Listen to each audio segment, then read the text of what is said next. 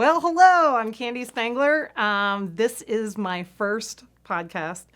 This is a little strange for me. I won't lie. There's a number of people in this room that are recording me right now. There's a lot of weird light and things around me that are very foreign, but I'm going to roll with this. We're going to have some fun today. I'm going to tell you a little bit about my background, and then we're going to dive into some airplanes and maybe talk about motorcycles too, because those are my two favorite things in the world. I have a passion for two wheels and two wings. All right, so to start off, I'm going to tell you a little bit about myself. So I've actually been flying airplanes since I was 15. I was very fortunate. I had a German exchange student in my high school that was taking a flying lesson and said, "Hey, do you want to go up with my instructor?" And I was like, okay. And you're trying to figure out what you want to do with your life. And so I accepted his offer, went out to the airport, sat in the back seat, and we took this 30-minute flight up to Youngstown, Ohio. It's very exciting. And it was a night flight, and seeing all the lights and everything was really mesmerizing. And as we were flying in the dark, seeing all the lights on the ground, I was like, this is it. This is what I want to do. And so I grew up on a 100-acre farm in eastern Ohio. High school educated parents, very loving family. But it was always understood that if I wanted to go to college, I would pay for it myself. So I just fell in love with a very expensive career, but nothing was going to stop me. I ended up borrowing money from a brother and a sister, and I started taking flying lessons at a little airport called Columbiana County Airport in eastern Ohio. 1-2 Gulf is the identifier, and started flying in a little 172. And Jerry Gearhart was my first instructor, and it was amazing. I couldn't believe what I was doing. I fell in love with it. I knew that's what I wanted to do for the rest of my life. And so the only thing that I thought of was airline pilot. And I started looking at colleges. I looked at Daniel Webster, several others, and I found this school that had a great reputation down in Florida called Embry-Riddle. It was also one of the most expensive colleges that I could find. So naturally, paying for it myself, I gravitated towards that education. Anyways, I ended up applying for Embry-Riddle. I was accepted, but not into the flight program. I didn't have good enough grades. I was not an overachiever in high school. I was a mediocre student at best. And went down there into the business program and continued my flight training off campus. And eventually just started scrounging together money to try to finish my private, while at the same time going to one of the most expensive schools in the nation. So in 1996, I ended up getting my private pilot license. It was a huge accomplishment, and then I quit flying altogether because I was completely broke. But the education that I got at Embry-Riddle was fantastic. I met a lot of great people there, a lot of great connections. And when I graduated, I was hired directly out of Embry-Riddle with a company called NetJets. Used to be called Executive Jet Aviation back when I was with them. But in 1999, I started with NetJets. That was my first job out of college. Obviously, a great company in the business aviation space, and pretty much a small airline when it comes to the number of airplanes that they operate.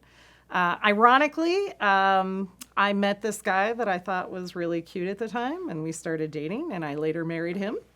And so we got two in the family that are both in aviation. We moved to California. He got a job with a 135 company, Part 135, which is aircraft charter and management. And I followed him out there. We were not yet married, so I was like, I'm taking a chance on this guy. But it worked out for me. I ended up going to work for the same aircraft charter and management company, and started cutting my teeth in that industry. So now I have fractional background and I have charter and management. After that, I ended up going into aircraft maintenance sales. My husband went back to school and got his aircraft mechanics license. And so between the two of us, I think we have a lot of knowledge in our family. And he works for a maintenance provider today. So whenever I have maintenance questions and stuff like that, I have instant access to an expert in the field. I started in aircraft sales back in 2012. I was going through a bit of a transition, and it's a big, scary step. Honestly, it's usually a commission-only type position. And so I took a chance on myself with the backing of, my wonderful husband, and I went to work for no money because you have to learn the ropes. And I started selling airplanes. My first airplane was a 2012 Cessna 182. That was my first closing. The cool thing is because I'm a pilot, and I got to go pick up the airplane for my client. So him and I went down there, we closed on the airplane, and he had not learned how to fly that airplane yet. So he was right seat, I was left seat, and we got to fly this airplane home, and it was such a cool experience. And I realized then, this is the job for me. This is the one that I want for the rest of my life. So worked at this company where I kind of cut my teeth in aircraft sales for several years. And then in 2017, I was approached by a company basically who became the company that I'm with today, which is jetAVIVA. So in 2017, I joined jetAVIVA and haven't looked back. Honestly, one of the best companies out there in the space. They have amazing people, people just like me that are super passionate about flying and aviation, and we just have a ton of fun together and collaborate together, and we're incentivized to work together. So I can't imagine working any other place. I absolutely love this company.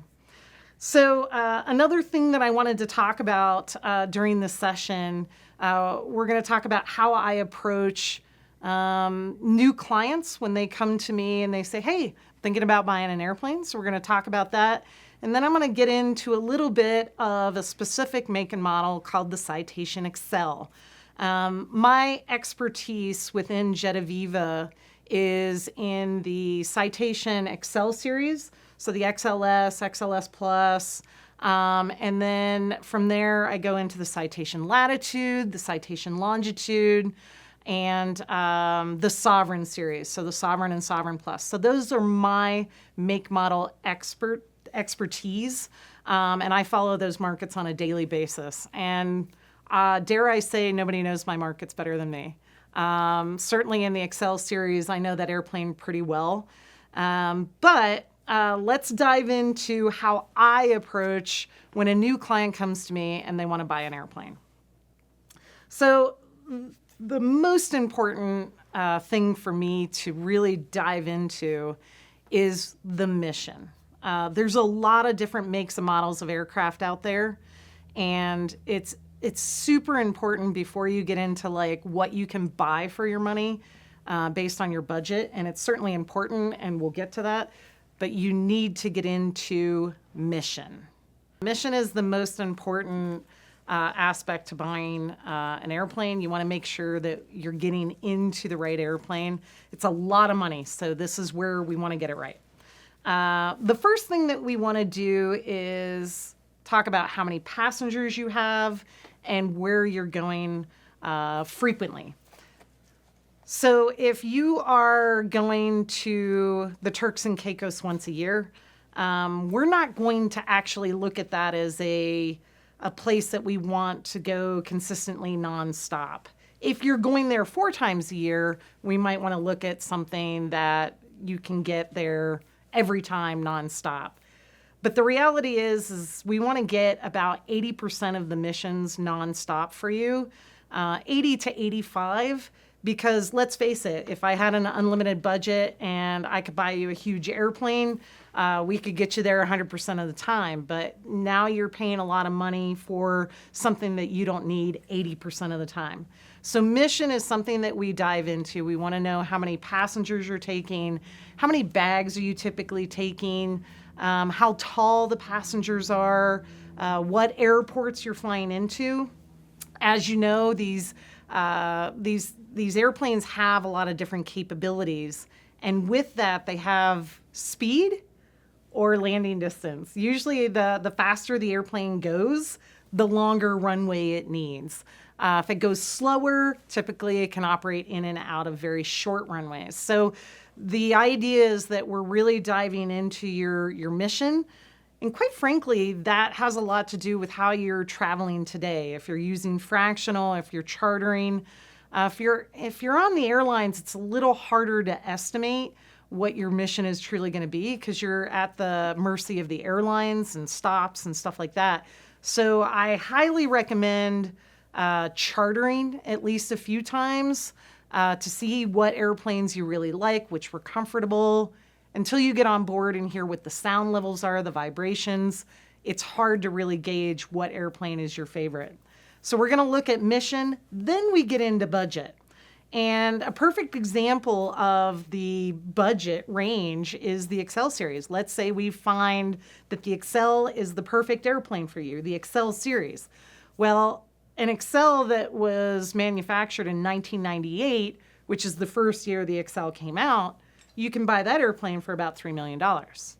Now, if you were to buy an XLS Plus that was manufactured in 2022, now you're talking about something closer to $15 million. So you can see it's a wide range and it depends, but the mission, that airplane, whether it's an older XL or the brand new XLS Plus, it's still going to be able to fit that same mission. Here's where you need to get into the financial analysis. One is your acquisition cost. There's three elements. One is your acquisition cost. The second is your operating budget.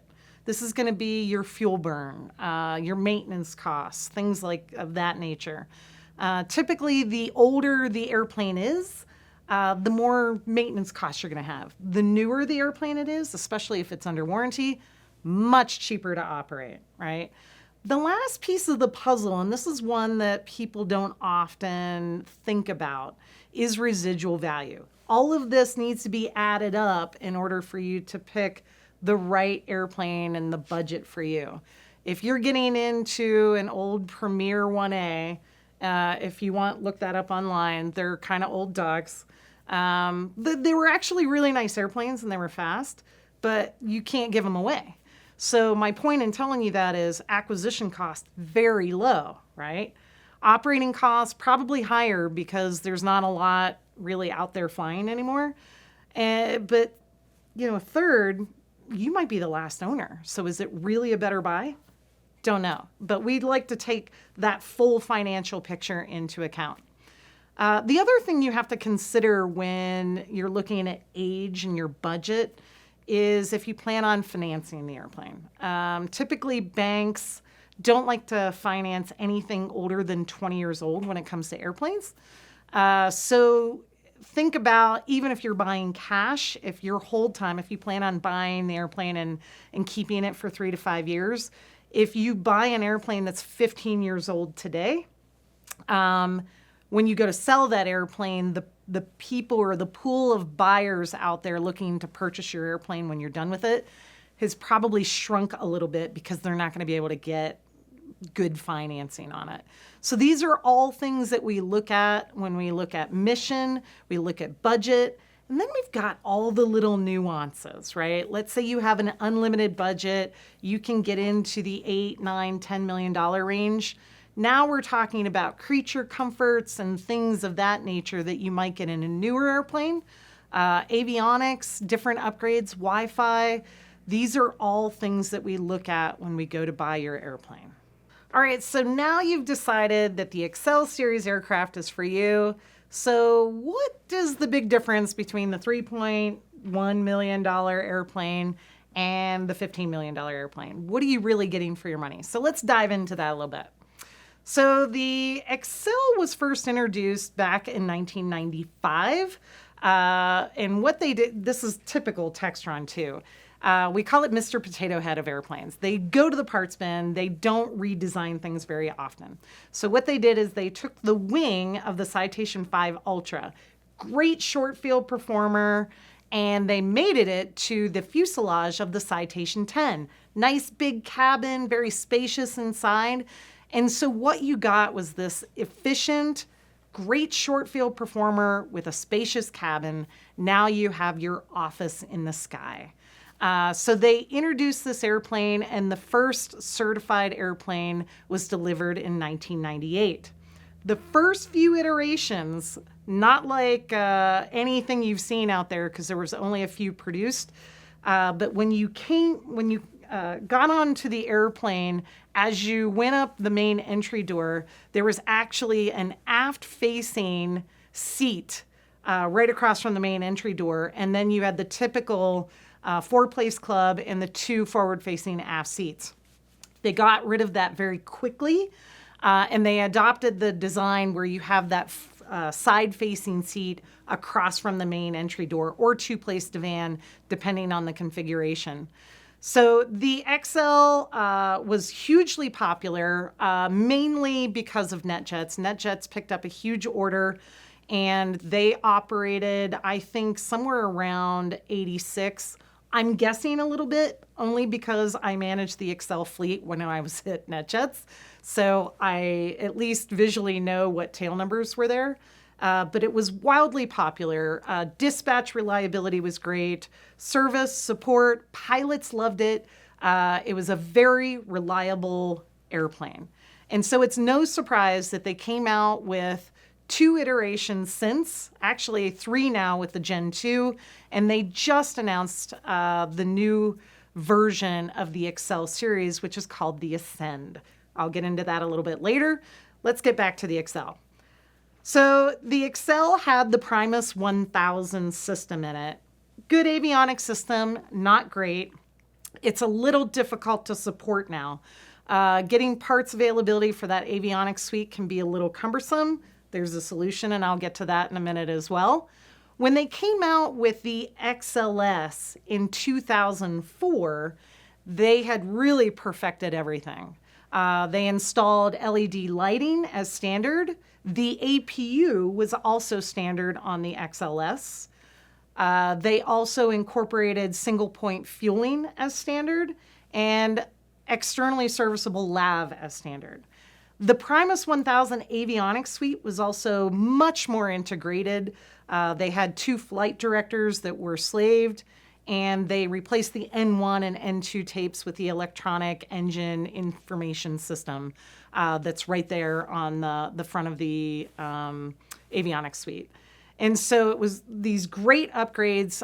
They also updated the engines on the XLS. So while the XL, great airplane, 545A engines, Pratt & Whitney, very reliable, they had a little bit of less range than the XLS. So they tweaked it a little bit, added the electronic engine monitoring system, the EECS, and they were able to squeeze out about 200 nautical mile extra of range. The other thing they were able to do is the airplane can now climb directly to flight level 450 or 45,000 feet. On the XL, because of the engines, and it was a little heavier because of the hydraulic system, they had to do a step climb to get up to 45,000 feet, meaning they needed to burn off some fuel before it could eventually get up there. So you do get a big advantage in the range and the fuel efficiency when you can step into an XLS.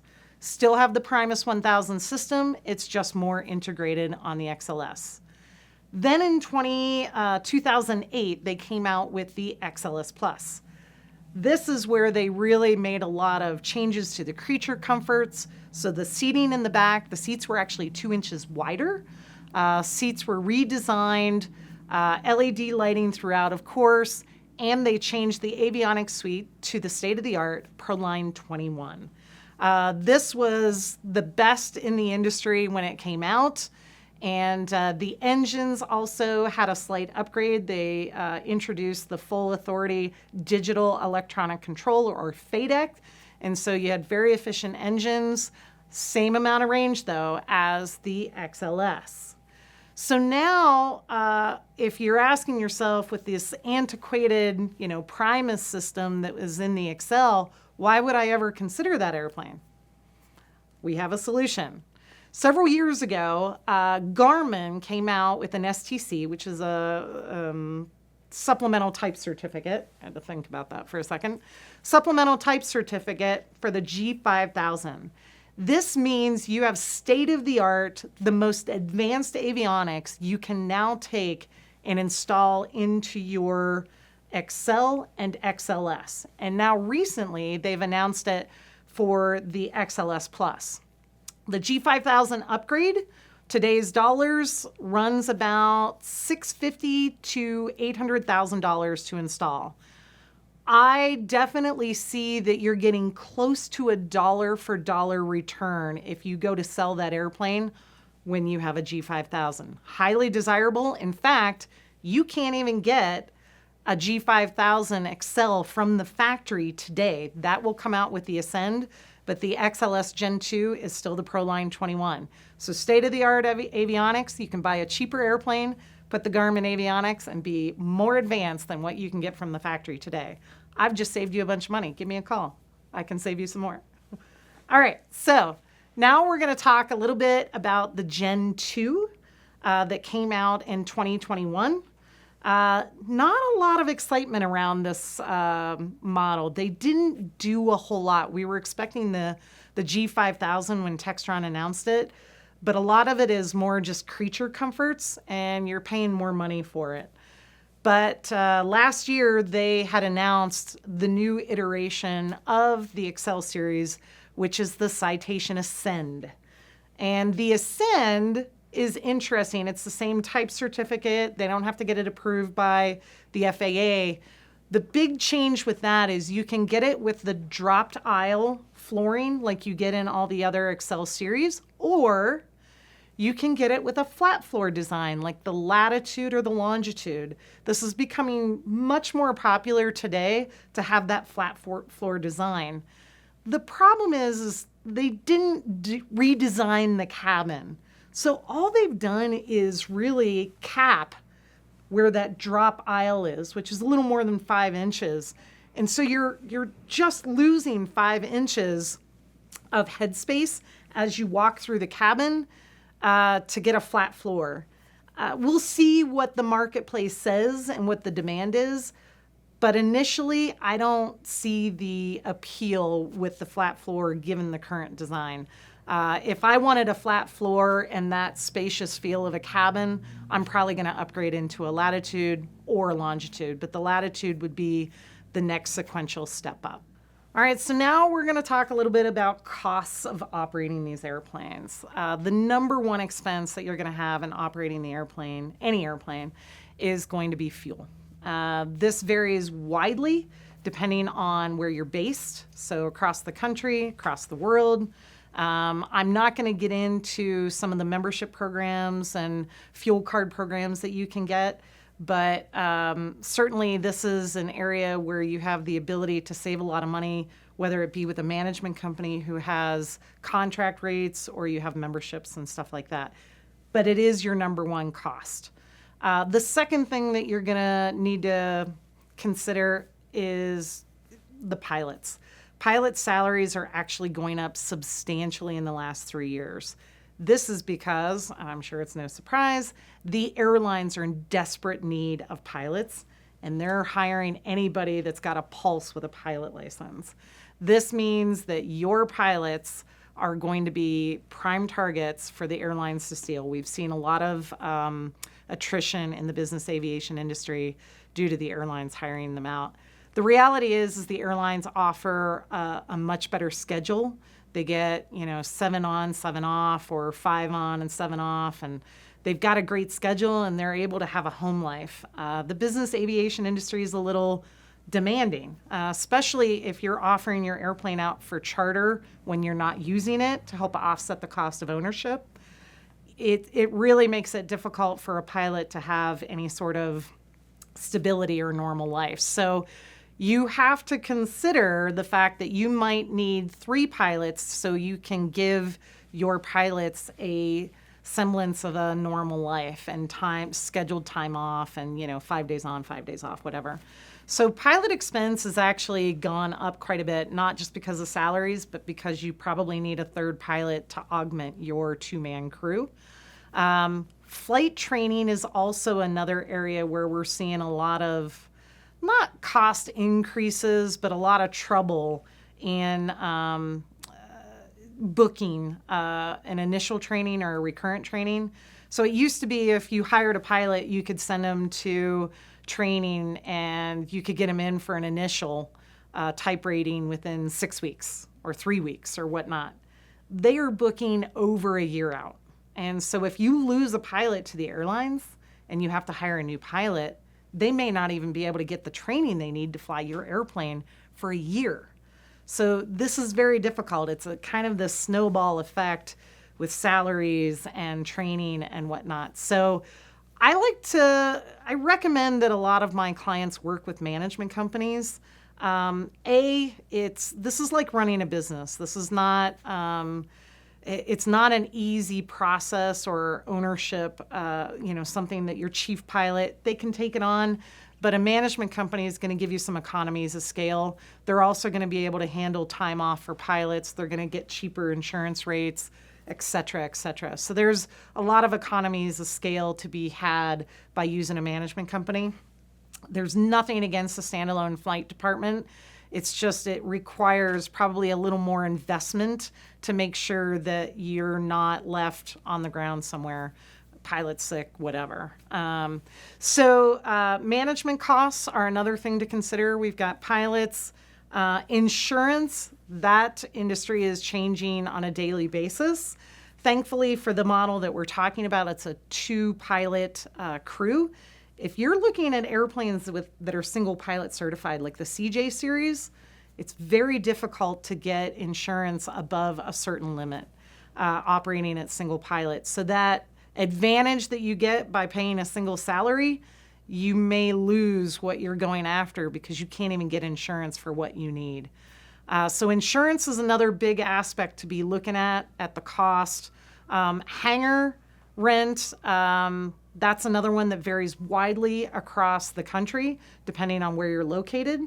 And so these are all costs that we like to look at as part of your operating budget. So we have the acquisition budget, we have that operating budget. Maintenance, that is the other big one as part of the operating costs. So maintenance costs have gone through the roof in the last 3 years.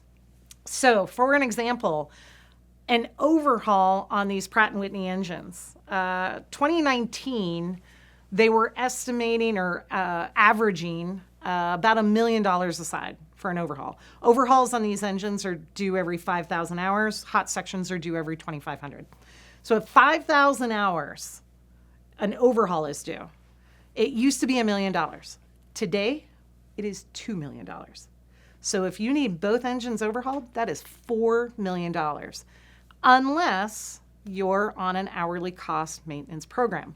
Most of these airplanes are on a program, some of them are not. But you need to buy right. You need to know what kind of engine program you have before you make an offer.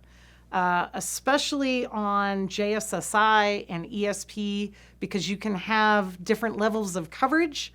And you really need somebody that knows how to read those contracts to make sure you're not overpaying by more than $1 million, $2 million. If it is on an engine program, the cost of that overhaul is covered, right? That's the whole point of an engine program, is to make sure you have budget stability while you're operating this airplane and you know what you're paying per hour. But not all engine programs are created equal, and you need to know if there's a major event coming up. Ask the question before you buy the airplane, or certainly well in advance of the event. Ask the program provider what share or what portion of this event is going to be on me to cover. The other big problem that we're seeing right now, and this is a result of COVID, supply chain issues are still very top of mind right now and very much an issue, especially when it comes to engine overhauls and hot sections.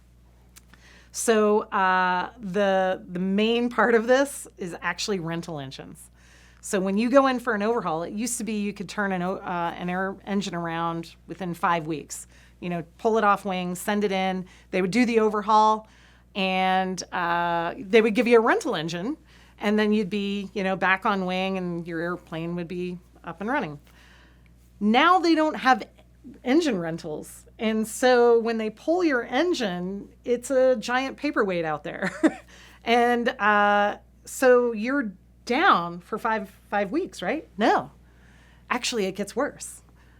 Because of supply chain issues with fan blades and parts that they're not able to get, these overhauls are taking sometimes 6 months on the 545s. So now you don't have a rental engine and you're waiting 6 months. What are you going to do? So I've been trying to spread the good gospel, and I'm telling you now, if you have an event coming up on your engines within the next 2 years, seriously, plan that far in advance. Be sure you're starting to ask your program provider or your maintenance person, whoever manages your maintenance, start getting them lined up for either rental engines or to minimize your downtime. You will thank me. So there's 3 other items that I often get asked about from a cost standpoint, and that is a Wi-Fi upgrade and paint and interior. These are common questions that I get. So Wi-Fi is interesting. Wi-Fi here in the U.S. So the Citation XL is really a good transcontinental airplane. It's good for the U.S., not great for going over the pond or anything like that. So an air-to-ground system, or ATG system, works pretty well. GoGo seems to be the household name that everybody uses. They're actually right here in my backyard, GoGo Aviation. So the ATG systems, they upgraded a couple of years ago. They now have the L3 and the L5 Wi-Fi systems. Depending on how many connections and whatnot, you can expect to pay about $150,000 for that L3 or L5 upgrade on a Citation XL. The ATG systems still work today, and they're worth something. However, they're not going to be supported in the next couple of years. So you're going to be forced into a upgrade at some point. So keep that in your budgeting estimations. The last 2 things that I get asked about a lot are paint and interior. An airplane, by and large, the paint can last about 10 years. However, that depends on how many hours are getting flown on it, how well it's cared for. Do you put the coatings on it, the ceramic coatings that really protect it? But the reality is after about 10 years, you really want to strip the airplane down and look under the paint. This is to catch any corrosion issues early on. Every airplane has corrosion. The trick is you want to find it early and address it. And so paint is one of those things. You can get a long life out of it. I've seen airplanes that look great after a 15-year paint job, but it really depends on how well they care for it. Paint job today for an airplane like the Citation XL is going to cost you about $130,000. Now let's talk about the interior. The interior, there's definitely different levels of, things that you can do to it. The leather is probably the thing that gets most worn and most quickly. There's actually a cheap way to stay ahead of that, and that is having the seats re-dyed. Call it every 2 to 3 years, depending on how many hours a year you're putting on the airplane. It's really inexpensive when compared to replacing the leather. So if you've got an airplane that is starting to look a little tired with the leather, I'd highly recommend getting it re-dyed, and I would go to the factory for that. They do an excellent job, and it almost looks like brand new leather. I've just saved you another $100,000. You can please give me a call when you buy your next airplane. So now if you need to replace the leather, the carpet, the sidewalls, the window reveals, they're called, the headliners. If you need to do all of the soft goods on the airplane, you're talking about $150,000 to $175,000. That includes the seatbelt webbing as well. If you start getting into the metal plating on the seat belts, let's say you have an older XL with that gold that's getting all scratched and it looks like something out of the 1980s, you can get those replated. The other thing that I've had done is the wood. There's some different processes out there that can breathe new life into wood. But if you're talking about wood, soft goods, metal plating, everything, you're probably talking about $300,000 when it's all said and done. So that wraps up the XL series for today. This is one of the most popular airplanes in existence today. Over 1,000 of them flying, and they're still producing them. So if you want to reach out, please give me a call, Kandi Spangler. Call me at jetAVIVA. I love to talk about airplanes, as do my colleagues. So if you are interested in an airplane other than the XL, I've got an expert for you that you can talk to. Thanks for joining me, and we'll see you next time.